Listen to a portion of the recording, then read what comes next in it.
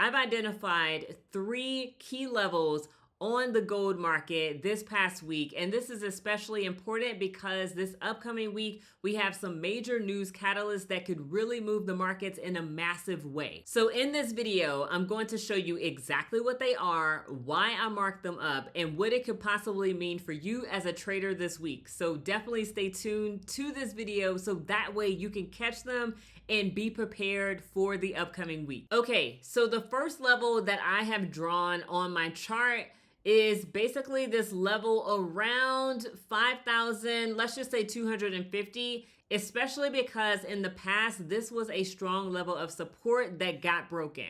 And of course, when we have strong levels of support that have been broken, there's an opportunity for the market to push back up to those levels and sell off again. So we don't fully know what could possibly happen at this particular point because the markets are now closed and we just have to wait until we see those catalysts for this upcoming week. But I have known students inside of the Profitable Traders Academy catch these types of moves, and it has generated massive profits for them. So these are levels that I teach, and this is one of my favorite levels to pay attention to, which is why I marked it off for this upcoming week. And another thing to pay attention to for this upcoming week is that we had data released for inflation and we also had jobs data. Both of those things were good, but the equity markets, meaning the regular stock market, has completely sold off in a lot of cases, especially in tech and other areas, and it really doesn't make any sense. So bottom line, something is not right here.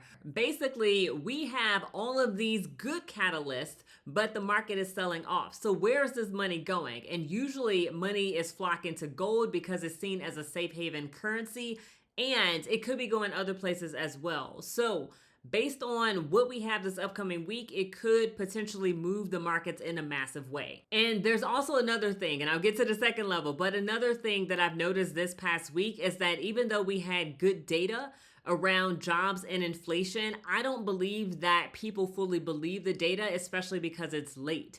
And especially because this past week, we also had NFP data that was about 5 days late. So the next level we have is around here at roughly 5,100, you can say, especially because this level we did see resistance form right here. And in the past, we did see resistance form here as well. And usually it could be very tempting to basically say, oh yeah, because price sold off here in the past, let me go ahead and sell again. But what I like to do, and people inside of the Profitable Traders Academy, I've been teaching them to do, is to look for clues and signs before you just start entering a trade for a sell or for a buy just because it was at a certain level before. So we saw a very clear resistance right here, and then we also had another resistance right here at this level as well, and then the market sold off a bit. Actually, this was a really nice move right here. Wow, over 1,000 pips inside of the market before it starts to reclaim some of that. So I did take a buy somewhere in here and got a nice little profit from that. So now I'm just waiting to see what the market does, because at this point the market is closed, and this is where the market closed at 5,042. So really it could do a number of things, and I'm just waiting for the market to open back up to see what it could possibly do. So that is my second level. And my third level is right here. And for similar reasons, it formed a support here in the past. We did have this big gap, but then price came back up, came back to retest this level. And it actually formed this really nice candle right here. And then it started to push up towards that resistance we just talked about. So this level right here is around 47.69, around, let's just say 47.70.